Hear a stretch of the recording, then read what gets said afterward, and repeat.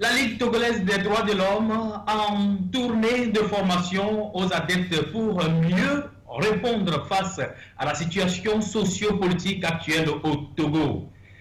Les résultats partiels des élections législatives du 20 décembre dernier ont été proclamés par la CENI, à qui profite la conclusion, la tendance dans ce journal.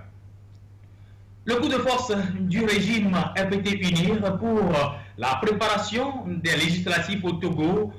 Comment était l'atmosphère politique juste avant la tenue de ces élections? Élément de réponse dans cette édition. La liberté provisoire de l'ancien président ivoirien Laurent Gbagbo, administrativement prononcée, malgré sa détention en prison, Gbagbo reste toujours un instituteur bien éduqué en matière de pouvoir politique. La coalition des 14 partis politiques de l'opposition togolaise en conférence de presse ce jeudi 26 décembre 2018 et en appelle les Togolais à la résistance et de mobilisation en marche populaire pacifique samedi le 12 janvier 2019. Mesdames et messieurs, bonsoir, bienvenue à cette nouvelle édition du Journal d'Afrique dont voici le sommaire.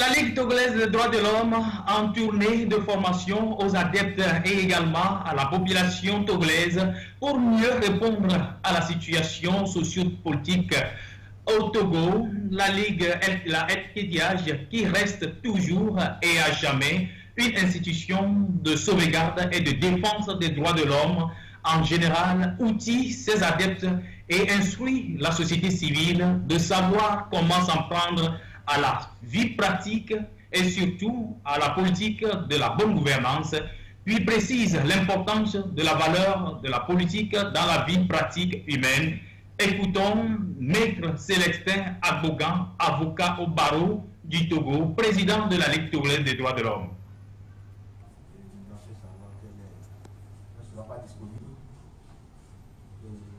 Malheureusement, encore, elle n'a pas pu se faire représenter. Ça se passe de tout commentaire. Excellence, Monsieur le représentant de l'ambassadeur des États-Unis au Togo, Mesdames et Messieurs les responsables des organisations de la société civile, des organisations de défense des droits de l'homme, chers militants des droits de l'homme, membres de la Ligue togolaise des droits de l'homme, Mesdames, Messieurs les journalistes, honorables invités, chers participants et panélistes, tous les êtres humains naissent libres et égaux en dignité et en droit. Ils sont doués de raison et de conscience et doivent agir les uns envers les autres dans un esprit de fraternité.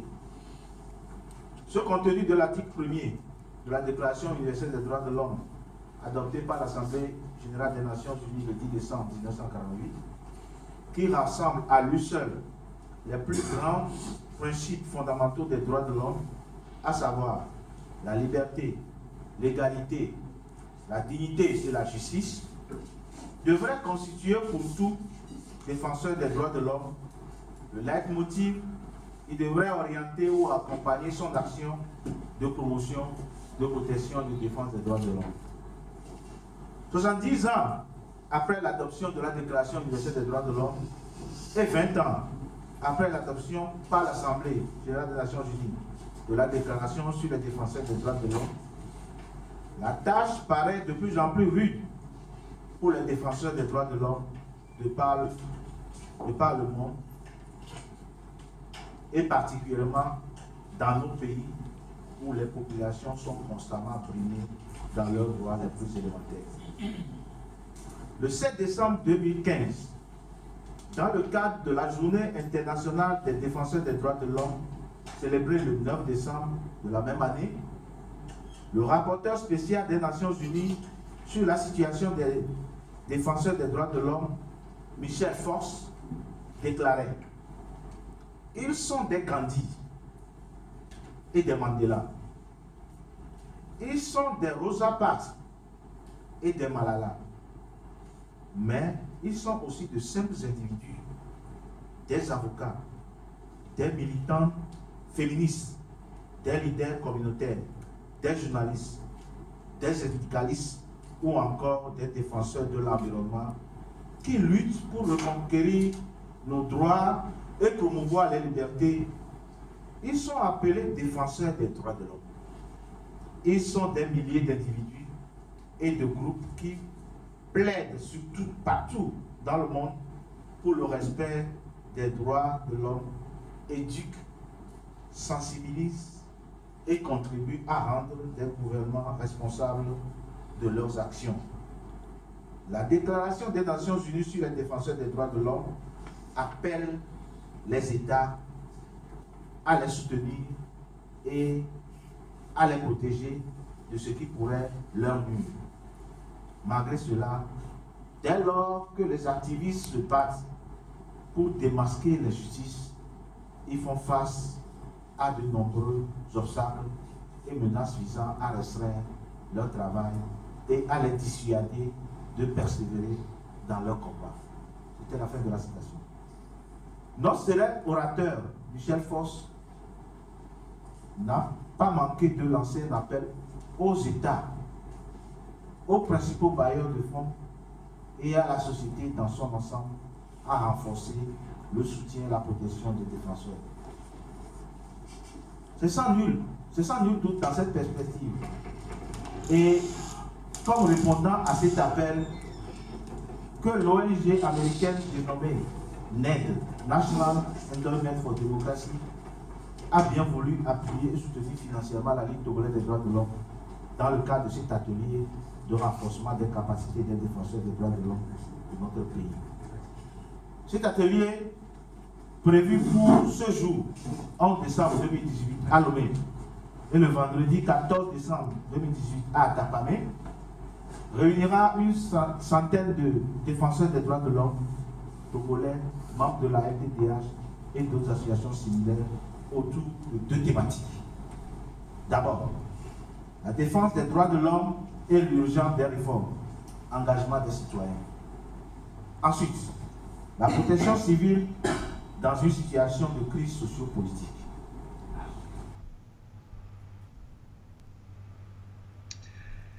Les résultats partiels des élections législatives du 20 décembre 2018 ont été proclamés par la Commission électorale nationale indépendante.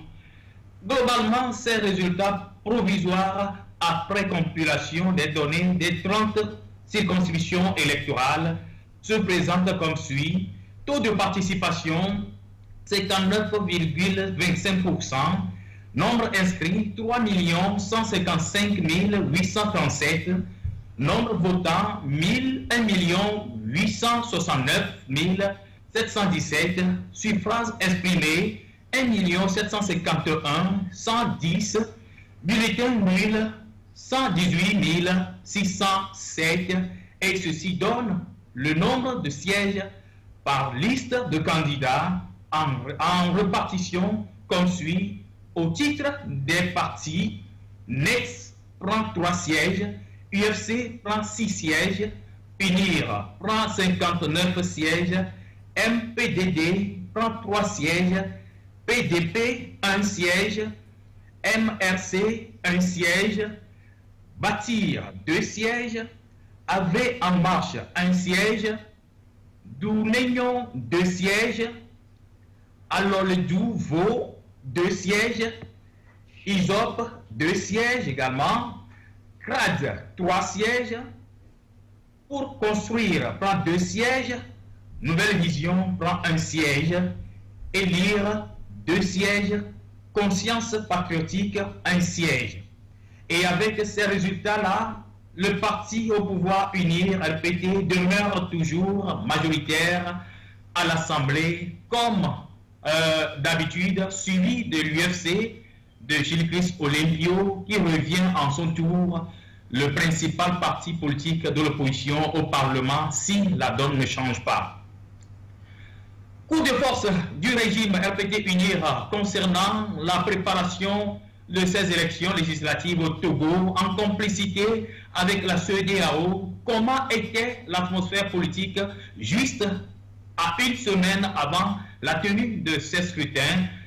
Les leaders de la coalition et ceux de la société civile appellent à la désobéissance populaire et voici les conséquences en reportage de Tempo Afrique TV à l'intérieur du pays.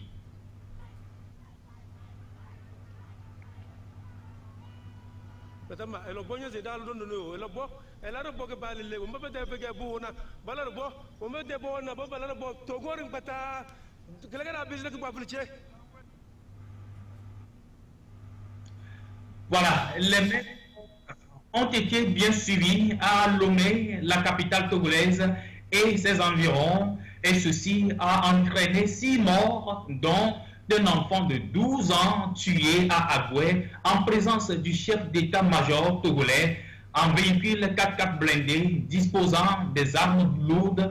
Suivez le reportage de nos confrères de ITV.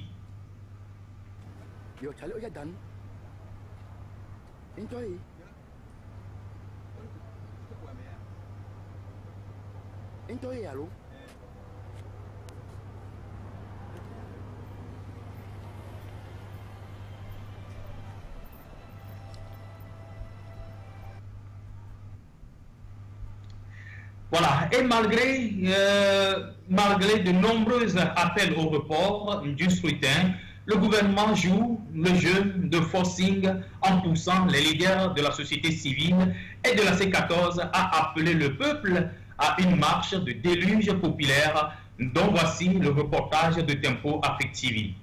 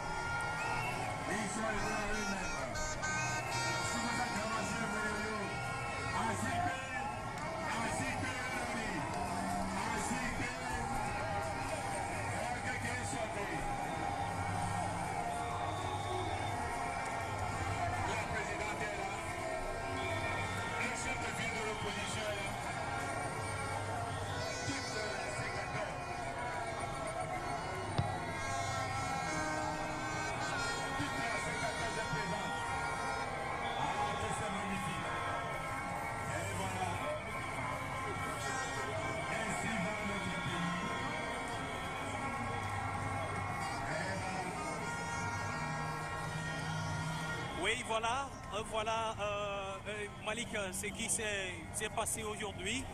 Et comme prévu, la C14 et la société civile ont appelé les Togolais dans les rues de Lomé et sur tout l'étendue du territoire togolais aujourd'hui. Donc ça devient maintenant un déluge carrément au total. Et le peuple togolais a répondu massivement à l'appel des leaders de la coalition, à l'appel des leaders de la société civile. Et finalement, fort et soigneusement, le président actuel du Togo doit totalement déguerpir le fauteuil présidentiel. Telle est l'option, tel est l'objectif de la C14 et également pour tous les Togolais. Donc ils ont massivement répondu à l'appel. Et finalement, c'est le point de chute. Nous sommes actuellement sur le point de chute comme ça. Maintenant, les leaders togolais, les leaders de l'opposition togolaise, bien sûr, ils auront quand même des allocutions, ils auront quand même des discours à faire, des propos à adresser à la population togolaise. Donc, ils sont déjà en place. Merci Malik et à tout de suite. Voilà la tension qui a prévalu cette grande marche appelée par les leaders de la coalition et de la société civile. Voyant toute cette foule descendue dans les rues de Lomé et à l'intérieur du pays, suivons Gilbert Bawara, le porte-parole du gouvernement, ministre de la fonction publique, qui déclare que rien n'était au micro de nos confrères de Africa 24. Qui n'ont pas lieu d'être. En tout cas, climat de méfiance et de crispation, aujourd'hui, on est en plein dedans parce qu'il y a une bonne partie de la classe politique qui ne se retrouve pas à travers le processus électoral. On a fait beaucoup d'efforts pour pouvoir aplaner quand même les divergences. Apparemment, on n'y est pas arrivé. J'espère qu'on a réussi à faire quelque chose et que dans les jours, les semaines, les mois et les années à venir, on aura un dialogue, un débat beaucoup plus apaisé et que les uns et les autres se retrouveront à travers ce que je fais. Monsieur Babilas, j'ai simplement conclu l'émission comme ça. Oui, non, je sais, mais je souhaiterais que vous le disiez quand même, vous l'entendiez. Que il y a souvent un décalage entre la perception et l'impression que les gens peuvent avoir de l'extérieur en croyant que le Togo serait appelé à ça. Oui. Actuellement, vous êtes à Lomé, vous voyez que tout est calme, tout est serein. Les campagnes se poursuivent à travers tout le pays. Il n'y a pas d'incident et nous pensons que les esprits doivent s'apaiser. Nous allons au-delà du scrutin. Parce qu'il y a eu des morts la dernière fois lors d'une simple manifestation. Ça arrive partout. Même en France, à l'occasion des manifestations, il arrive qu'il se produise des incidents qui débouchent sur mort d'homme et c'est déplorable.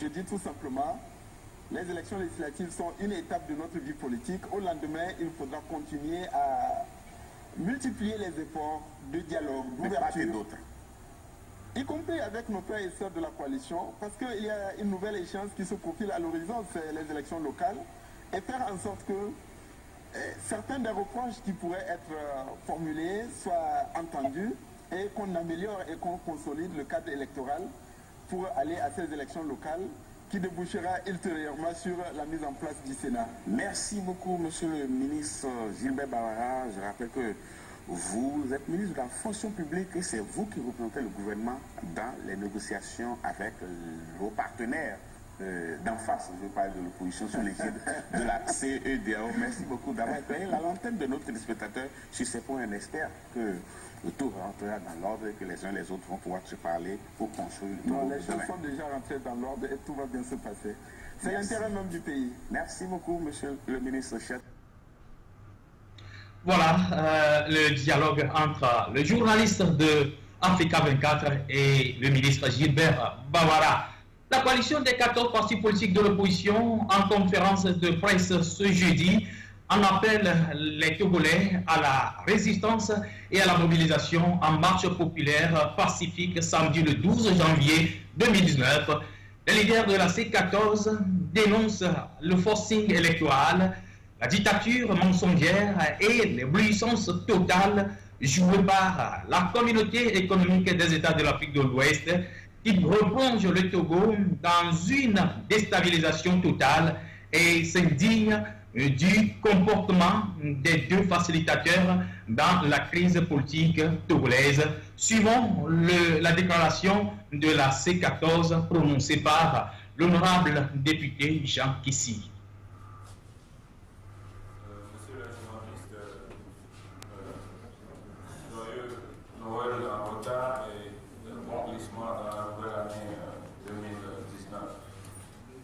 La déclaration que je veux vous présenter est intitulée Togo, état de terreur, appel à la résistance populaire.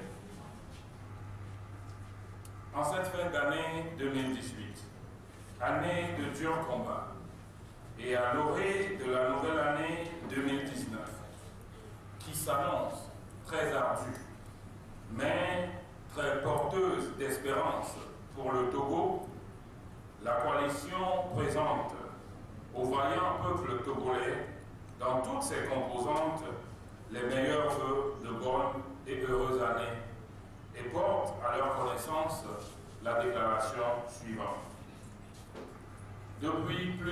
dizaines de décennies, notre pays, le Togo, traverse une crise sociopolitique profonde, caractérisée par la mainmise d'une minorité sur toutes les institutions et ressources nationales, avec pour conséquence le blocage du développement du pays, une misère exécrable qui ne cesse de s'aggraver.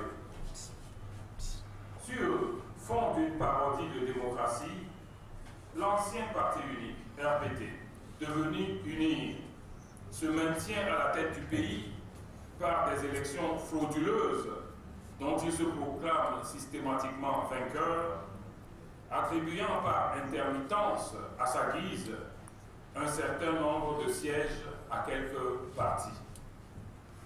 C'est dans les mêmes conditions qu'a été perpétré le coup de force électoral du 20 décembre 2018 par une CENI illégale avec un taux de participation fantaisiste et des résultats préfabriqués. 77 sièges, dont 59 UNIR et 18 autres UNIR habillés en indépendants. Le reste des 14 sièges étant affectés à des partis notoirement connus comme des alliés de l'UNIR. Au total, UNIR s'octroie 100% des sièges à l'Assemblée. C'est pour mettre fin à cette parodie que dans le prolongement du combat démocratique entamé par les populations depuis le 5 octobre 1990, le peuple togolais a décidé de remobiliser massivement depuis le 19 août 2017 pour obtenir les réformes et l'alternance. Face aux revendications exprimées par les populations dans la rue, le pouvoir a fait appel à la CEDEAO qui a apporté son aval au coup de force électoral du 20 décembre 2018. Dans sa logique de soutien au coup de force électoral, la CEDEAO met fin au mandat des deux facilitateurs tout en reconnaissant dans le communiqué final de son sommet du 22 décembre que les réformes constitutionnelles, institutionnelles et électorales dont la non-réalisation est la source première de la crise togolaise demeure intacte. Cette façon étrange de clôturer le dossier togolais est d'autant plus scandaleuse que les représentants de la CEDEAO ont été témoins de graves brutalités et de l'état de terreur instauré par les forces de défense et de sécurité avant et pendant la mascarade électorale, ainsi que la militarisation à outrance toujours effective dans les préfectures. Les populations togolaises s'indignent de la manière dont la CEDEAO s'est dérobée à ses responsabilités en laissant le pays dans une situation pire que celle qui prévalait au moment de son intervention. Peuple togolais, tu as démontré ton rejet de la mascarade électorale du 20 décembre 2018 en refusant quasi unanimement de te rendre aux urnes, infligeant une défaite cuisante au régime qui n'a même pas mobilisé 5% des Togolais aux urnes. Merci encore une fois pour ton engagement et ta détermination. Ce résultat est un plébiscite pour l'alternance. Il enlève toute légitimité et toute représentativité à l'Assemblée nationale issue de cette parodie d'élection. Je répète à dessein. Ce résultat est un plébiscite pour l'alternance. Il enlève toute légitimité et toute représentativité à l'Assemblée nationale issue de cette parodie d'élection. C'est pourquoi nous devons dès à présent nous mobiliser davantage pour obtenir les réformes constitutionnelles, institutionnelles et électorales avant l'organisation d'élections démocratiques et transparentes. Nous devons nous mobiliser davantage pour obtenir la libération de nos compatriotes encore en détention, le retour de nos compatriotes réfugiés à l'étranger et la levée de l'état de siège de plusieurs localités de notre pays. Nous devons nous mobiliser davantage pour que cesse immédiatement la destruction des biens et les enlèvements de citoyens, des autorités religieuses et des leaders d'opinion dont le seul crime est de vouloir le changement. Nous ne devons nous accorder aucun répit, car le combat continue de plus belle. Au-delà des appartenances partisanes, la coalition appelle tous les Togolais à s'inscrire dans un grand mouvement citoyen de libération nationale. Nous entrons dans une nouvelle phase de la lutte. Elle exige le concours de tous. C'est pourquoi nous appelons toutes les forces vives de la nation à se lever comme un seul homme dans toutes les localités du pays pour des marches de protestation le samedi 12 janvier 2019. Peuple togolais, ton destin est entre tes mains.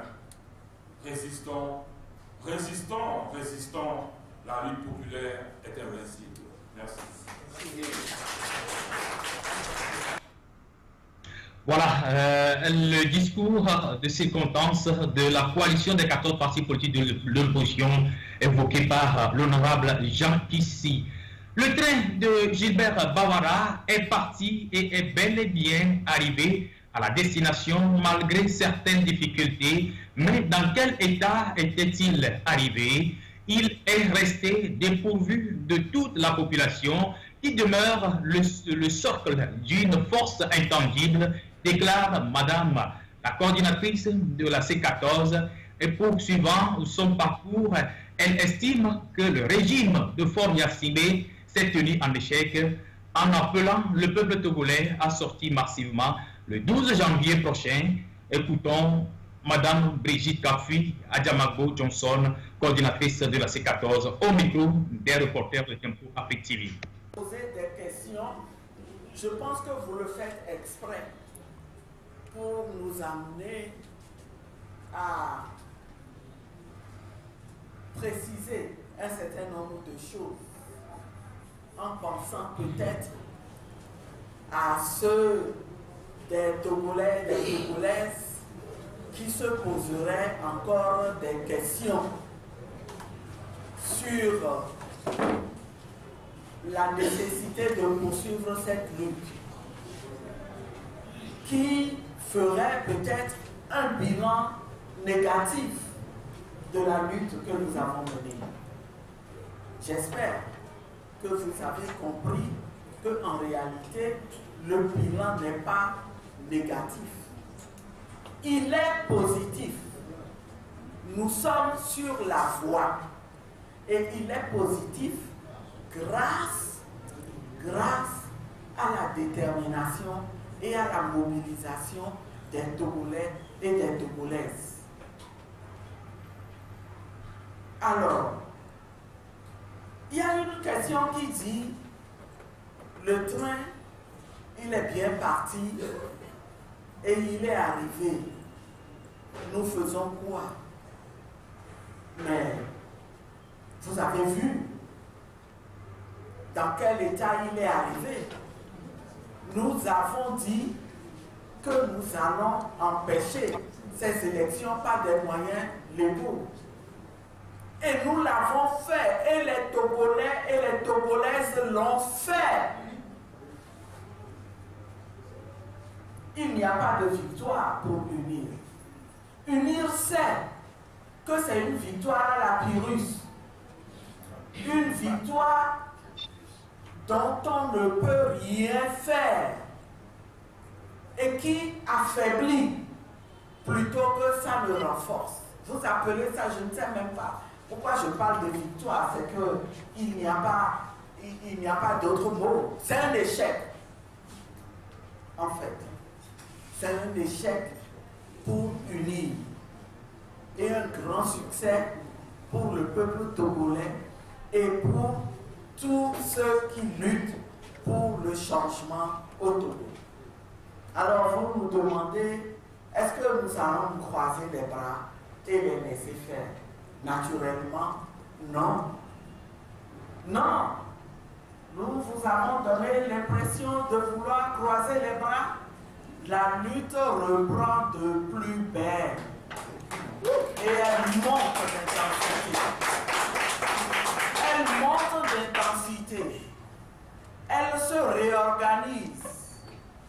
Elle s'enrichit. Quelqu'un a parlé des marches. Madame Lawson, oui, vous demandez si les marches là, parce que nous en avons annoncé une pour le 12 janvier, nous la maintenons, nous commencerons par cette action. Le 12 janvier, vous nous demandez si c'est seulement cette stratégie que nous avons utilisée, vous questionnez même l'efficacité de cette stratégie. Et je vous dis que cette stratégie-là, nous la maintiendrons. Mais j'ai dit tout à l'heure que nous allons enrichir les moyens de lutte.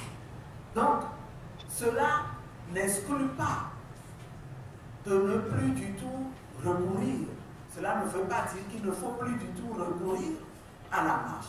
La marche demeure un moyen légal de contester ce régime dictatorial et nous allons commencer à en faire. Et je voudrais exhorter encore une fois tous les Togolais, tous mes concitoyens et concitoyennes à répondre massivement à cet appel que nous lançons pour le 12 janvier. La marche du 12 janvier doit être une marche mémorable. Mémorable par son intensité, mais aussi mémorable par sa couverture. Elle doit aller au-delà des chefs-lieux et se tenir aussi dans les villages. Les villages où nos populations ont montré courageusement qu'elles ne veulent plus de ce régime. Et je peux vous dire, ces populations restent déterminées. Ça y est, nous avons amorcé la nouvelle phase. Eh bien, elle nous conduira certainement au succès. Donc, je pense avoir répondu à plusieurs de vos questions. Qu'est-ce que nous en pensons? Comment nous l'expliquons? Tout ce que nous voulons vous dire, c'est que nous avons tiré le son de cette nouvelle expérience de la CEDEAO. Il existe une CEDEAO des dirigeants. Nous irons vers une CEDEAO des peuples. C'est tout ce qu'on peut dire.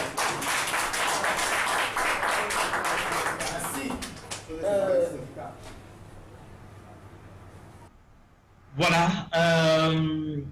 En poursuivant sa déclaration, elle s'indigne qu'au lieu de rester auprès de la CEDEAO des dirigeants, elle préfère se diriger vers la CEDEAO du peuple. Donc, quant à Jean-Pierre Fabre, pourquoi la CEDEAO agit-elle ainsi? Élément de réponse en rapport des déplacements effectués, les échanges de courriers entre les médiateurs. À cet effet, nous sommes des responsables. Nous ne nous déplaçons pas sans avoir préparé notre rencontre. Tout a été expliqué et notifié aux deux facilitateurs. Écoutons le chef de file de l'opposition togolaise, Jean-Pierre Fabre, dans son intervention. Bizarre. Moi, j'ai commencé à m'interroger sur les raisons pour lesquelles la CEDEAO se comporte comme ça. Depuis toujours, j'ai dit dans un meeting que c'est devant moi, à Cotonou, que Cheikh Oumar Diarra a déclaré que le militaire qui avait son mur sous le bras et qui courait, pendant que d'autres militaires tiraient dans le centre de Vaud, tiraient en l'air pour disperser les gens, que c'est l'opposition qui était responsable de ça. À partir de ce moment-là où un secrétaire exécutif adjoint de la CEDEAO dit des choses aussi graves, faut se demander pourquoi quelqu'un, au lieu de constater les fraudes, essaie de les imputer à l'opposition. Donc il y a une raison. Si la CEDEAO se comporte comme ça, ce n'est pas par hasard. Et personnellement, j'ai abouti à certaines conclusions que je ne veux pas exposer ici. Et il y a une raison pour laquelle la CEDEAO nous empêche de nous débarrasser de ce régime. Il y a une raison.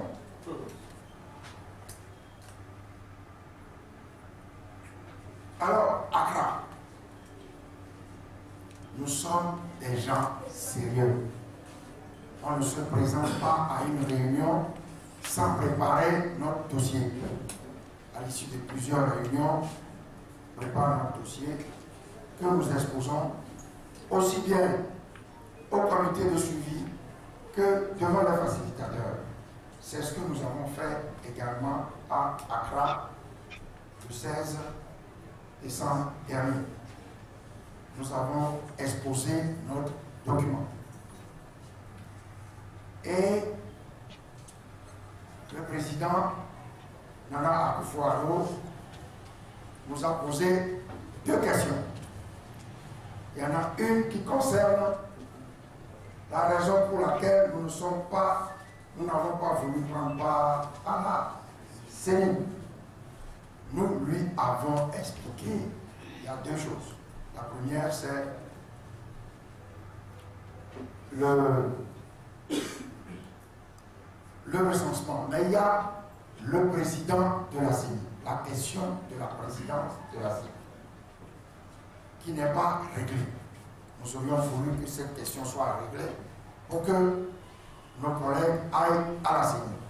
On ne veut pas aller à la CENI à 8 contre 9. 2. Dès lors qu'il nous est apparu que le recensement ne va pas être repris, alors que le recensement est l'une des tâches fondamentales de la CENI, nous nous sommes dit, pas la peine. Voilà ce que nous avons expliqué au président. Bon, il n'a pas semblé contester notre vision des choses. Après, la deuxième question.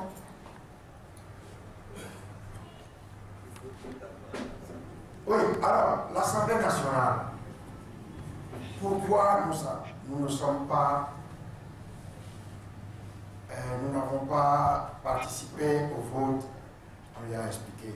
On lui a expliqué que le gouvernement n'a pas apporté à l'examen de l'Assemblée nationale l'avant-projet de loi de révision constitutionnelle préparé par l'expert que la CEDEAO a elle-même désigné. Quel est l'intérêt que le gouvernement nous amène son projet de loi que nous avons déjà rejeté? Et donc, nous lui avons expliqué que après, le gouvernement est revenu à la charge, toujours avec le projet de loi de révision constitutionnelle de l'année dernière, auquel il ajoute le projet de l'expert, et nous ne savons pas exactement quel est le texte que nous étudions. Et dans quelle assemblée ça se passe verbalement?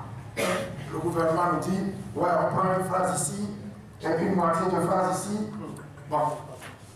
Et pour le temps que le président Nana Akufo-Addo a passé dans l'opposition au Ghana, je crois qu'il sait ce que se passe dans une assemblée nationale normale, réelle. Nous lui avons expliqué. Et maintenant, qu'est-ce que vous voulez? D'abord, il nous a fait part de la visite des religieux qu'il a reçus la veille, le samedi 15. Et il a dit, qu'est-ce qu'on veut? Comme nous sommes des gens sérieux et polis, suspension de séance. Nous sommes allés nous concerter et on est venu lui exposer ce que nous voulons. 1. Report des élections, mesures d'abaissement. Report, mesures d'abaissement. Libération des personnes, etc. 2. Réforme. Réforme constitutionnelle, institutionnelle, électorale, etc. Mode de scrutin, découpage. Découpage. Ah, voilà. Je vais vous parler de tout ça après. Découpage. 3. Mise en place de la CENI. Après avoir réglé le problème de la présidence. Donc, présidence, CENI. Et la CENI s'attelle à cette tâche. Chronogramme, recensement, reprise du recensement intégral. Reprise intégrale du recensement. Ensuite, chronogramme, etc. Et la CENI prépare les élections. Ensuite, la date. La date. Lorsque la CENI va faire son chronogramme et tout ça, va mettre bout à bout les tâches à accomplir pour cela, le chronogramme va se dessiner. La date va se dessiner d'elle-même. Elle ne va pas être choisie au petit bonheur la chance, comme cela a été fait. Intervention, le président de l'Alliance nationale pour le changement expose le refus de l'étude des documents de la C14 envoyés aux facilitateurs, en l'occurrence le mémorandum et tant d'autres documents échangés depuis 10 mois à compter du mois de février jusqu'à nos jours. Réécoutons Jean-Pierre Fabre, le président de l'ANC. Elle nous a demandé, puisqu'il va consulter ses pairs, de lui fournir un document. Donc, suspension de séance, document est rédigé en français et en anglais. Voilà. Et la séance est clôturée. 12h50 à 17h25. Le président a dit, je vais prendre les contacts nécessaires d'abord avec mon co-facilitateur. Donc ça, c'est ce qu'il faut retenir de la rencontre. Vous avez bien vu que nous avons présenté un document qu'on lui a remis. Et d'ailleurs, le lendemain, pardon, on va le rendre public. Parce que vous nous soupçonnez de... Non, on va le rendre public. Et d'ailleurs, le lendemain matin, j'ai appris par le ministre d'État Thibou de Guinée que le document leur a été envoyé. Donc, il m'a dit, nous sommes en train de l'analyser. Bien. Maintenant, au cours de la réunion, il y a eu, lorsque nous avons parlé de découpage, le président a dit, mais découpage, qu'est-ce que vous avez encore avec cette nouvelle demande? Comme si nous, à chaque rencontre, on exprime une nouvelle revendication. On a dit jamais. Dans le mémo que nous avons exposé en février, figure déjà le découpage. Et donc, le mémo est en français et en anglais. Mais le président comprend les deux langues.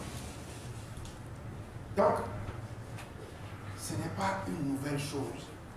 Seulement, ça nous renseigne un peu sur le fonctionnement.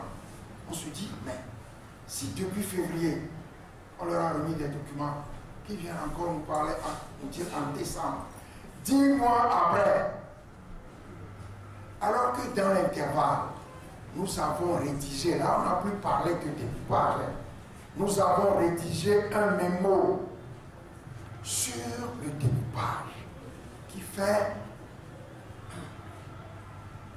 peut-être 16 pages, quelque chose comme ça, avec des tableaux, des histogrammes, pour bien montrer la disparité qu'il y a dans la répartition des sièges dans la préfecture. Donc, c'est un document scientifique incontestable. J'ai remis main à main un exemplaire au ministre Kantapa. En anglais, il y a peut-être 4 mois, 6 mois. La dernière fois qu'on a pris. Parce que comme il y a certains... il y a des versions différentes. C'est-à-dire des versions enrichies au fur et à mesure par des graphiques pour bien préciser, pour bien démontrer les choses. J'ai toujours envoyé des mails en disant cette version annule et remplace la précédente. En venant ici, j'ai consulté mon ordinateur, il y a une version que j'ai envoyée le 11 septembre. 3 mois après, on vient me dire, c'est quoi encore cette nouvelle revendication?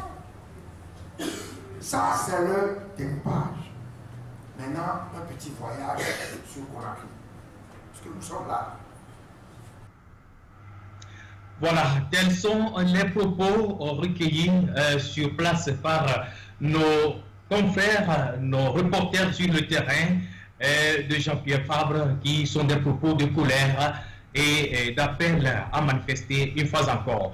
Aucune médiation, aucune facilitation menée par Nana Akufo-Addo et Alpha Condé, pas du tout. Ce sont des vrais dupeurs cachés dans la CEDEAO qui à son tour reste un syndicat des chefs d'État de l'Afrique de l'Ouest, déclare Jean-Paul Apébon, poursuivant son parcours. Le président fondateur bien sûr de FDR exhorte les Togolais à savoir ce que c'est qu'un député formellement élu. Suivons Jean-Paul Apébon, président de FDR, avocat au barreau du Togo. Jean-Pierre l'a martelé, mais je voudrais quand même dire rapidement que ce qui s'est passé au cours de notre dernière rencontre à Accra nous a montré véritablement qu'il n'y a pas eu de dialogue. Pourquoi? Parce que lorsque un facilitateur désigné pour régler une crise et qui est venu à plusieurs reprises ici, qui a interrogé les partis, qui a vu comment les choses se passent, un facilitateur à qui on envoie des rapports, à qui on a demandé des rencontres et qui nous a reçus à 2 ou 3 jours ou à 1 semaine de la date des élections, 2 jours de la date des élections, et que ce facilitateur nous pose la question en ce moment-là, alors que c'est nous qui avons demandé à maintes reprises à le rencontrer. Quand il nous rencontre, enfin, il nous dit, mais pourquoi vous n'avez pas envoyé les gens à la CENI? Pourquoi vous n'avez pas voté la loi lorsque la loi est envoyée à l'Assemblée nationale, etc., etc. Mais on se demande, est-ce que réellement on a un facilitateur? Parce que si le facilitateur constate que quelque chose va à l'encontre de la feuille de route ou de un comportement que vous devez avoir, mais la moindre des choses, c'est que le facilitateur vous interpelle. En vous disant, mais on a appris que vous n'avez pas fait ça, pourquoi on le fait? Qu'il se taise. Et que c'est nous-mêmes qui avons demandé à nous rencontrer, c'est en ce moment qu'ils nous disent, mais pourquoi vous n'avez pas fait ça et ça? Alors que tous les jours, lui rencontre les gens du pouvoir. Tous les jours, ils se rencontrent entre eux. C'est là où nous avons constaté effectivement que ce que Mme Jamabo a dit, ce n'est plus une CEDEAO des peuples, comme il l'annonce, mais c'est un syndicat de chefs d'État. En réalité, c'est ça. Ça fait mal à dire, mais lorsque dans une crise comme celle-là, une crise récurrente qui est en train de ruiner notre pays, des gens s'investissent pour venir nous aider à la régler, Mais si le comportement est bizarre, bizarroïde, comme on l'a constaté, il y a un problème de la part du comportement de la CEDEAO. Alors nous devons prendre notre destin en main. Voilà. Ça, c'est la première chose que je voudrais marteler. La deuxième, c'est que tout le monde l'a constaté, il n'y a pas eu d'élection. Il n'y a pas eu d'élection le 20 décembre, il n'y a pas eu d'élection. Unis les autres se sont rencontrés entre eux pour se répartir les postes de députés. Unis s'est caché derrière ce qu'ils appellent les candidats indépendants, derrière ceux qui le supportent depuis belle lurette, on le savait, mais ils se cachaient sous la rubrique d'opposants. Alors, ils se sont débrouillés entre eux. Après la proclamation des résultats, nous avons appris même dans certains milieux, par exemple à Massa, où ils ont eu les sièges, mais compte tenu de l'arrangement qu'ils ont fait, ils ont dit, mais on a eu 3 sièges, mais l'enseignant a proclamé 3 sièges pour Uni, mais il faut quand même en donner un à quelqu'un. Alors ils se sont débrouillés pour enlever les sièges, pour aller en donner. Les exemples sont multiples ailleurs. Donc ça dit que l'appel que nous lançons, aucun Togolais digne de ce nom ne doit reconnaître ces députés comme députés de la nation. Nous allons les contester. Nous allons les affronter partout. Il n'y a pas de députés élus pour nous qui doivent siéger à l'Assemblée nationale. Ça, ce n'est pas des députés, ça. Partout où nous passerons, il faut leur montrer qu'ils ne sont pas des députés de la nation. Je crois que vous devez, ce mot-là, il faut que chacun le retienne. Ils ont fait leur mascarade entre eux, ils vont se débrouiller entre eux, mais aucun Togolais ne les reconnaîtra comme député de la nation. La troisième chose que je voudrais dire, c'est qu'on l'a également dit, mais on a fini une phase de la lutte, nous en faisons le bilan, mais nous entrons dans une nouvelle phase. C'est cette nouvelle phase-là, on appelle à tous les Togolais. Ça doit devenir un mouvement généralisé partout, dans nos villages, dans nos hameaux, dans toutes les préfectures, nous devons nous sentir debout. Ce régime-là, nous devons le combattre par tous les moyens. Nous en arriverons à bout, parce que c'est un régime aujourd'hui fragilisé. Les renseignements que nous avons, c'est vrai, les militaires, ils nous brutalisent aujourd'hui, mais le vote qui s'est passé la dernière fois, si on vous dit ce qui s'est passé dans leur propre camp, mais beaucoup de militaires, ils ont voté nul. Alors, donc ça dit que même dans ce cas-là, ce n'est pas la sérénité. Alors, donc nous avons la lourde responsabilité, au moment où ils sont dans cet état-là, de faire en sorte qu'on puisse clôturer cette lutte. Il en va de l'intérêt de notre pays et tous les Togolais doivent se sentir concernés. Et la dernière chose que je voulais dire, et c'est la question qu'on m'a posée, à laquelle je devais répondre, on dit, mais si aujourd'hui, ils vont à l'Assemblée et ils disent que ce n'est plus un régime d'information, mais c'est un régime d'autorisation. Et vous croyez que nous allons croiser les bras pour dire oui, mais comme ils ont... D'abord, ceux qui vont aller voter, nous ne les reconnaissons pas comme députés. Et de deux, ils ne vont pas avoir l'audace de dire qu'aujourd'hui, pour aller manifester, il faut avoir une autorisation. J'ai appris, pour ce qui est arrivé à Espérance pour le Togo, c'est ça justement les errements, les aberrations de notre régime. Parce que pour faire une conférence de presse, qui n'est pas une réunion, dans tous les pays du monde, on informe le public. Je peux me lever un bon matin, je dis, j'appelle la presse, j'ai quelque chose à dire. C'est un droit constitutionnel. Mais qu'on dise à Espérance pour le Togo, mais vous n'avez pas écrit, par conséquent, vous ne devez pas faire votre conférence de presse. Vous voyez où notre régime est allé. Oui. Dans le monde entier, quand vous avez entendu les commentaires sur RFI, ça vous dit que c'est un régime totalement totalitaire. Un régime bizarre. Et on a enchaîné pour nous dire, est-ce que nous avons demandé autorisation avant de venir faire notre conférence de presse? Vous nous voyez en train d'écrire à Oupessi pour dire, nous voulons faire une conférence de presse, autorisez-nous à faire la conférence de presse. Nous, on ne peut pas faire ça. Parce que ça ne va pas dans, justement, ne répond pas aux critères définis par la loi sur la manifestation. Donc, une conférence de presse est une conférence de presse. On n'écrira pas pour demander à faire une conférence de presse.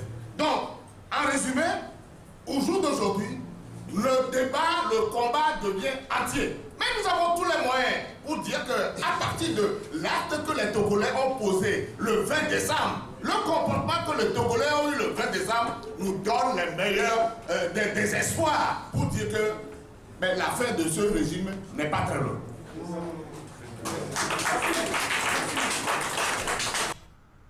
Voilà, telle est l'attention qui a prédominé à la conférence de presse, déclare Jean-Paul Apébon, mais il est à noter tout simplement que cette armée qui a voté 53% de bulletins nuls dans les camps militaires du Togo reçoit quand même des ordres de leurs supérieurs pour réprimer les Togolais dans les rues lors des manifestations.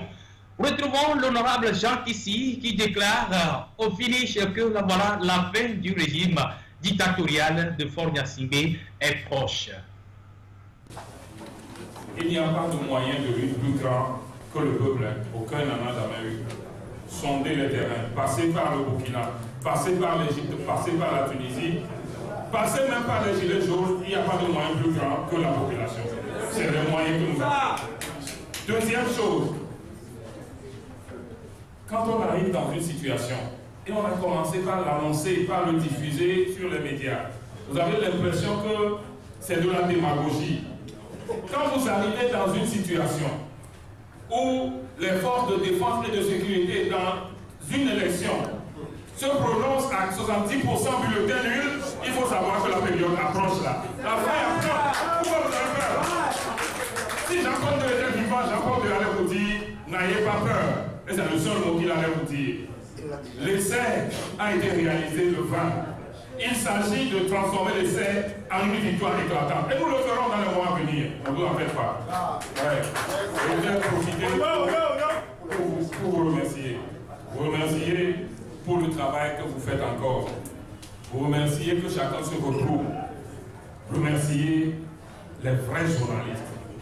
Je ne connais pas de pays au monde où, lorsqu'un pays se trouve en exode, un bon journaliste soutient Pharaon contre le peuple. J'en connais pas. Je voudrais remercier les vrais journalistes. Merci. Voilà, fin du régime dictatorial de Faure Gnassingbé, mais il est à noter tout simplement que le maître d'œuvre dans la crise politique au Togo, général Béhanzin, a déclaré au nom de la CEDEAO que voilà, le Togo demeure toujours pays fondateur, membre fondateur bien sûr de la CEDEAO. Donc ceci fera que voilà, le Togo gardera quand même l'étiquette de la royauté. On ne le sait pas encore. On verra quand même ce que la CEDEAO va nous présenter dans les jours à venir. Revenons maintenant en Côte d'Ivoire. La liberté provisoire de l'ancien président ivoirien Laurent Gbagbo, administrativement prononcée. Malgré sa détention en prison, Laurent Gbagbo reste toujours un instituteur bien éduqué en matière d'un pouvoir politique. L'ex numéro 1 de la Côte d'Ivoire demeure par ailleurs un élément de réveil mémoire sur le plan politique en indiquant que voilà, le fauteuil présidentiel est un siège vide mais ayant un propriétaire. Écoutons Laurent Gbagbo, ancien président ivoirien, toujours en détention à La Haye. Qu'il y a un fauteuil à côté, il peut s'asseoir dessus. On ne s'assoit pas dessus comme ça. Le fauteuil, il est à côté, il semble vide, mais il a un propriétaire.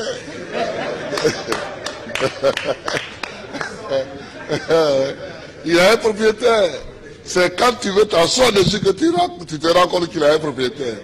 Et le propriétaire, il faut savoir que le propriétaire du fauteuil présidentiel, c'est le peuple. Il faut toujours savoir ça, que c'est le peuple. Tu as beau être ce que tu es, si tu ne sais pas que c'est le peuple, et que tu ne te conduis pas en conséquence, tu ne peux pas t'asseoir dessus. C'est tout ça que moi j'ai envie que les Africains sachent. Et puis, il faut aimer son pays, il faut aimer l'Afrique. Voilà, ainsi conclu par l'ancien président ivoirien Laurent Gbagbo, en détention dans les prisons de La Haye. Voilà, mesdames et messieurs, fin de cette édition. Malik Sall de l'autre côté pour la réalisation, Gabriel Adona au micro. Merci de nous avoir suivis. Nous vous donnons rendez-vous la semaine prochaine sur Tempo Afrique TV. Au revoir.